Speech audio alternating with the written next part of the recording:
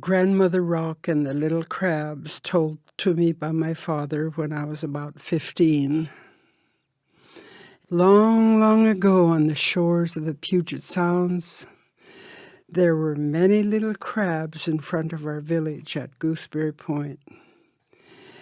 And there was a big rock that we called the Grandmother Rock because it was so big and beautiful profile against the water and against the island. And there were hundreds of little crabs playing around this rock.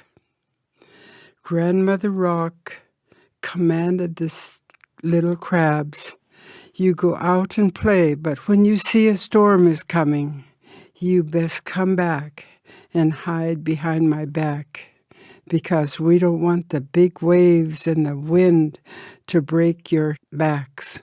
And so they listened to Grandmother, and they thought to themselves, there won't be any danger right away, so we can play this game and that game, and they did. They had great fun playing. The storm began to brew in the southeast, and they could see the clouds darkening, and they thought to themselves, we'd best end our game and go to Grandmother Rock. Grandmother Rock in the story is called Wasawata. Grandmother Rock is how you say that in Hulamichasan, Wasawata. And so the little crabs came and they gathered around Grandmother Rock, and they were all safe behind her enormous body, and they waited, and they waited, and they waited, and then the storm started to pound. Oh, Grandmother Rock said to calm the little crabs down from their excitement, she would sing them a song.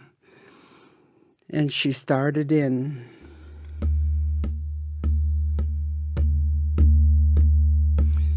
Wasawata, wasawata, wasawata, wasawata, nich anlange etsa, nich koketi, wasawata, wasawata. And then, boom, the waves would hit her, and the water would wash over her head and down her back. And then they'd wait and wait.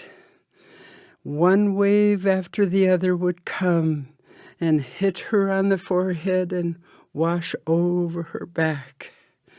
And the next calm time, she would ask one of the crabs, "Come on, crawl up to the top of my head and stretch way out to see how much we have of the storm yet." And so the little crab would crawl up her back and reach the top of her head and stretch himself as far as he could to see if the storm was abating yet. And the little crab would say, "No, Grandmother, no, Wasawata." And down her back he would go. And then she'd start to sing again. Wasawata, wasawata, wasawata, wasawata, nich anlange etsa, nich koketi, wasawata, wasawata. Woo! Another wave would hit her on the head and flow down her back, and the little crabs would be jostling, and she asked the littlest crab, "Please come. You can take your turn now. Climb to the top of my head and reach up as far as you can to see if the storm is abating yet. And so the littlest crab did his best to get on the top of her head, and he stood as high as he could, and he watched the clouds for a few moments. And he says, "Grandmother, the storm is abating now. The storm is abating now," Wasawatat. Oh, that made everyone so happy. And they start coming towards the front of Grandmother Rock. And so Wasawatat said, "Now you go and play. It's safe again." And so she would sing the song as a lullaby every time the storm would come, and they would huddle behind her. And so I teach this song to the classes that I go to, and they learn the name of the Grandmother Rock, Wasawatat, in our language, Wasawatat, Grandmother Rock. And so I'll teach it now as an extra part of the story.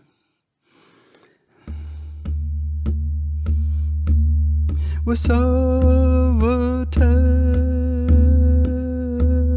Wasawatat,